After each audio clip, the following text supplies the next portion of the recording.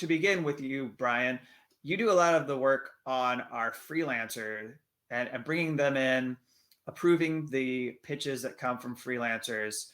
And so, talk about what you've been able to learn from interacting with our freelance journalists who have become really a great community of collaborators with us.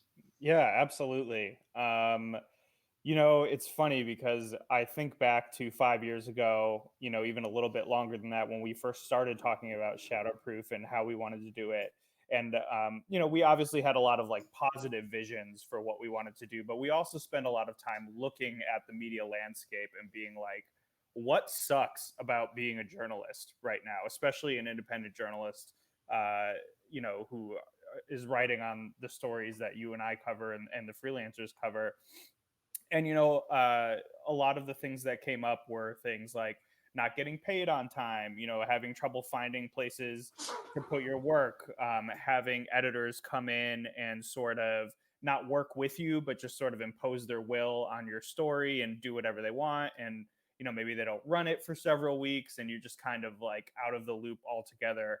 And so I think what I really appreciate about what we've been able to do is kind of to focus on all those little pieces that make the freelancing process, really a huge burden for a lot of writers, and do what we can with our resources that we have to try to help and to make a difference. So we over the years have worked to close the time gap between when we publish a piece and when we pay people. I cannot tell you how many journalists we work with that when we pay them on the day that we publish, it's like their minds are blown. It's just like not something Yeah. that they're used to experiencing, and it like makes a huge difference. And also the degree to which we involve people in the editorial process, the way that we provide editorial assistance throughout the reporting, whether it's suggesting people for them to talk to, so on and so forth.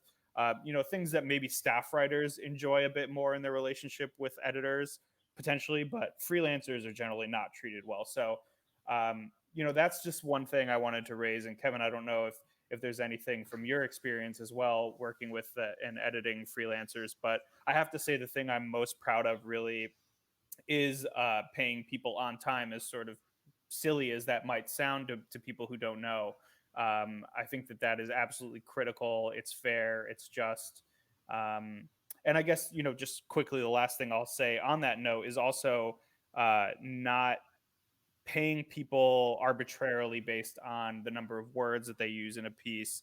Um, you know, I can see how some people might think that, oh, well, if there's not a standard rate, then how do you ensure pay equity and things like that? And I think it's actually tends to be because of the nature of journalism and the huge variety of work that goes into producing journalism. I actually think it tends to be the other way around. If you don't give people the opportunity to explain the work that they're doing and say how much it's worth to them, and you're just applying arbitrary numbers to the kind of piece it is or the amount of words that go into it, then you're creating a situation in which some people are going to do more work and get paid the same as people who are doing less work and putting less into it. So um, those are the ways that we're experimenting that come to my mind. And I don't know if you want to add any of your own thoughts to that, Kev. Well, we talked about this, and just very basically, that if you're going by words, that doesn't necessarily value that piece, because what if the whole editing process becomes about trying to make sure you keep as many of your words in the piece? So an editor is in a situation where they are concerned, at least we would be concerned about removing entire sections from the piece, because we know that that's going to reduce substantially possibly what that journalist got paid for doing the work. So we value it based on the kind of labor that we believe is going into the work. We value it based on the time and the resources that a journalist is putting into every single piece. And there's no uniform number that we can say every journalist we've worked with has been paid. And I think that says that every piece is unique that we work with.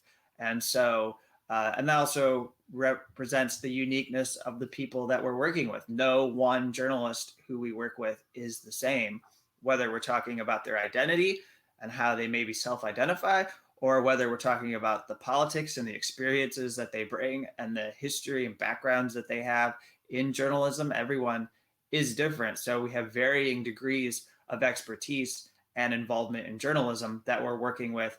And I think what's nice about being Shadowproof is that we both have taken on the responsibility of working through pieces with people. And we'll have pieces that come that aren't very refined, but we'll take the time to make sure that they turn into top notch, first class reports for Shadowproof. So I think that's really important to get out there so that everyone understands that we're actually defying professional journalism in the way that we work. We're embracing this idea that people who just perform the act could be participants and be part of the Shadowproof family.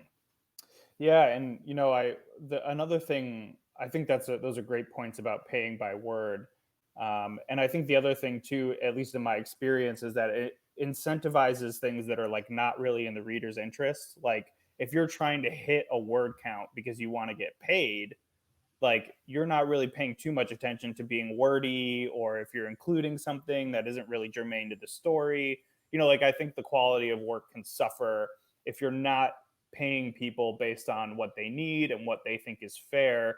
Then it becomes about all this other crap, and you don't get, I think, good journalism. So I just wanted to add that in. I think your points are spot on, though.